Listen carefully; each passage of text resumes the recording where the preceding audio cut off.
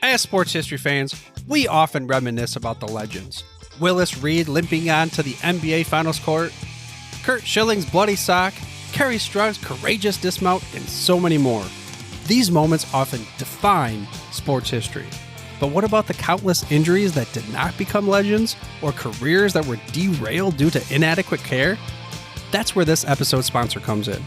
Introducing to you, ILP Sports Consultants, your trusted sports injury partner, available 24/7. Brian Maelli at ILP Sports Consultants has over 20 years of experience in the orthopedic and sports medicine industry, and he has worked with athletes across the gamut, from youth to amateurs, professionals, in almost every sport played in the United States of America, accommodating athletes at every stage of their career. This adaptability ensures that ILP services are perfectly tailored to your skill level, no matter where you are in your athletic journey. With ILP, you are in control. Choose the steps that matter most to you. Diagnosis, treatment plan, recovery, or the whole journey. ILP services are tailored to your unique needs. Rushing for care is a common pitfall, leading to future problems. ILP Sports Consultants helps you make the right decisions, ensuring that you receive timely and safe care. And here's a bonus.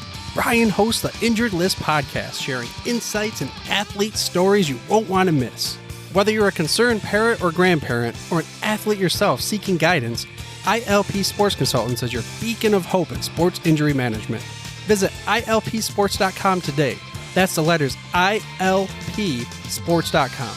ILP Sports Consultants, where your well-being is the priority and your recovery is the mission. Choose ILP Sports Consultants for a healthier sports journey, helping you get back in the game the smart way.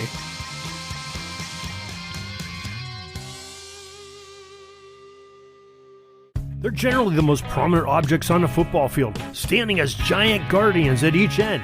The goalposts of our modern football fields reflect the ingenuity and resourcefulness of our pigskin patriarchs who just wanted to play ball and use the materials they had available to engineer goalposts that would fit the bill. Timothy P. Brown of FootballArchaeology.com joins us today to chat about the recent tidbit of broaching the shape and the makeup of the goalposts from yesteryear, and Tim has out more coming up in just a moment. This is the Pigskin Daily History Dispatch, a podcast that covers the anniversaries of American football events throughout history on a day-to-day basis. Your host, Darren Hayes, is podcasting from America's North Shore to bring you the memories of the gridiron, one day at a time. So as we come out of the tunnel of the Sports History Network, let's take the field and go no huddle through the portal of positive gridiron history with pigskindispatch.com. This podcast is part of the Sports History Network, your headquarters for the yesteryear of your favorite sport. You can learn more at sportshistorynetwork.com. Hello, my football friends. This is Darren Hayes of PigskinDispatch.com. Welcome once again to the Pig Pen, your portal to positive football history, and welcome to another entertaining episode where we go back in time of football antiquity with Timothy P. Brown of FootballArchaeology.com. Tim, welcome back to the Pig Pen. Hey, Darren. Good to see you, and hopefully, like a field goal attempt, this podcast will be all good. I hope so. Let's keep it between the pipes and, over the bar, So Tim, I think that's a great segue because we're going to talk about one of your tidbits that you wrote recently on the shape of the goalpost pass. Now, that's really intriguing. You can't think of too many different shapes for a goalpost, but you bring up some good points in your post that love to hear about. Yeah. Well, actually in the earliest days of football, they used goalposts that were rugby, like the rugby goals of the time that were, same width as they are today. And the upright only stuck up about a foot above the crossbar. So early on, they really did have a little bit different shape. And, in rugby, the ball was goal, and in soccer, it went under the crossbar. But this tidbit was really not so much about the specifications as it was just the kind of nature of especially smaller town teams and the early days when people just they kind of did the best they could in trying to construct, some goalposts. And so, I've written things like this in the past and, shown images, but, I showed pictures of like old, little small town teams where nobody had, they had shoulder pads, but they were homemade, grandma made them, or, they were made out of like gingham or fabric and stuffed with who knows what, corn husks or something, or just cotton balls, scraps, whatever it was, homemade headgear. A lot of times the little teams would have this mishmash of uniforms. Like they'd all try to wear something bluish or reddish, but that was as close as they got. And then, obviously, ill-fitting uniforms. I mean, even as a kid, we had those. It was like, it'd go down to your, pants go down to your ankles sometimes. So anyways, the same thing happened with goalposts. And so, there were, I should also say, on the fields, shown things in the past with crooked lines, yard lines that were chalked and they're crooked, or they're missing. They're only every 10 yards. Foot high grass because they just didn't mow it, and then obviously muddy fields, collapsing bleachers, and really nasty looking press boxes, just little shanties atop the top of a stadium. So, anyways, not everything was as fancy as we have it today. So that was the case with goalposts, and kind of over the years, somewhere along the line, I'd noticed one or two, and it was like, okay, I got to collect up some of these, and just kind of pay attention and look for them. But so there's some instances, that readers or listeners can click on the link and go see them. But there's somewhere, the goalposts, and at least the uprights for sure, were made of timber, not even lumber. So there might have been a pine tree nearby, and they just chopped down the tree and lopped off the branches, and that became uprights. And while it was generally straight, might have a bend or two in there.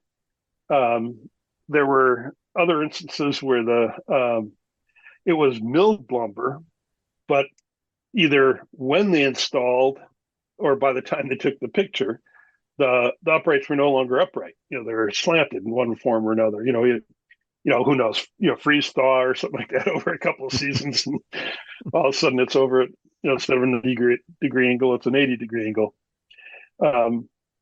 There's other instances where it's pretty good. I mean, it looks like it's upright and square and everything, but it's just made of scrap lumber. You can tell it's like some in the maintenance department was told to go build one of these things, and I just used whatever scrap 2x4s they had laying around to do it. So like the crossbar would be made out of 3 or 4 2x4s kind of nailed or screwed together. Same thing with the uprights. And then some of those would get a little jabberwocky, over time. And then there's another one, the worst one was actually at Davidson College, where the crossbar, is, like anybody who's bought 2x4s, you kind of try to line them up and make sure they're true. They're straight, but sometimes they're not. It sort of reminds me of my neighbor's garage header on his 14-foot door sagging like that. So this one shows this. It's I think it's actually 2 pieces of wood, but one of them's badly warped. So it's got a big bow in it. So at least the kicker had a better chance of making the field goal or the extra point than regulation would suggest. So, anyways, it's one of those things where it's just kind of amusing looking at these images, but it just kind of tells you that these guys wanted to play football regardless, and they just whatever they had available, that's what they were going to work with. Stuffing balls, stuffing soccer balls or something, with rags or, whatever. You do what you got to do. And it's just, I mean, I just compare it to, like I do a fair amount of driving around, or at least, have over my life and all over the country. And, I see football fields, right. And I pay, I've always paid attention to them. And like, even in a dinky little town somewhere, their football fields, they've got some central school or whatever, and they got a pretty nice football field, Mm-hmm. and even youth football fields, look pretty good most of the time. At least they're flat, they're mowed.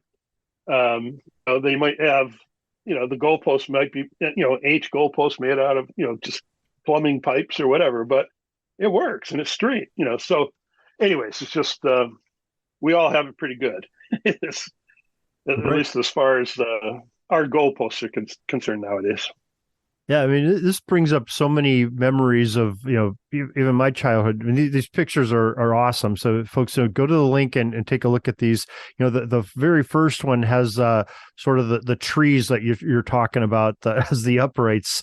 And the one is, it's fairly straight right at the crossbar, but it get about 4 or 5 foot above it, it sort of bends in. So I think if I'm coaching that kicker, hey, keep it just over the crossbar. That's your best chance. It's going to get worse as it goes up. But I can remember going out and playing like in the wintertime, we were nuts. We'd take like a frozen Nerf football and play out in the street, with the snow packed on the street.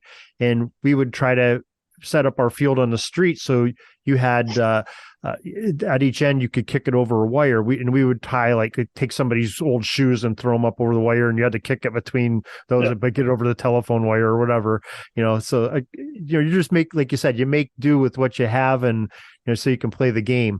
These are brilliant. Some of these things, and you got a couple of the images where the uprights are only maybe a couple feet above the crossbar. So good luck if you're an official on that one. You better have a good eye, especially a two-man team like they worked back then. So, wow. So great stuff. Some great images you found there, and great research. So, yeah. So, it was fun gathering those up, and I just kind of had to wait till I had a critical mass before I could publish them. Yeah, they said they're pretty great. But you have stuff like this all the time. Each and every day, you have some great pieces of football from years past and yesteryear that you talk about, and you educate people, and I'm sure you educate yourself with it, and you call them these tidbits. Maybe you could share with folks out there how they can enjoy your tidbits as well. Yeah, so best thing is just go to footballarchaeology.com. You got to put in the www to get there, and then so you can subscribe, and then you'll get an email with each day's tidbit. Alternatively, you can catch me on Twitter or Threads, where I'm Football Archaeology, and then of course you can just go directly to the site, or you can read it. If you have the Substack app, you can find me on Substack, because that's where Football Archaeology is published. So those are your options. All right. Well, Tim Brown, we really appreciate you educating us on how they built Goalpost back in the day, and how they played the game, the only way that they could. And we appreciate that, and we appreciate what you do each and every day. And thank you, and we'll talk to you again next Tuesday. Very good. See you next week. That's all the football history we have today, folks. Join us back tomorrow for more of your football history. We invite you to check out our website, pigskindispatch.com, not only to see the daily football history, but to experience positive football with our many articles on the good people of the game, as well as our own football comic strip, Cleat Marks Comics. Pigskindispatch.com is also on social media outlets, Facebook, Twitter, Instagram, and don't forget the Pigskin Dispatch YouTube channel to get all of your positive football news and history. Special thanks to the talents of Mike and Gene Monroe, as well as Jason Neff, for letting us use their music during our podcast. This podcast is part of the Sports History Network, your headquarters for the yesteryear of your favorite sport. You can learn more at sportshistorynetwork.com.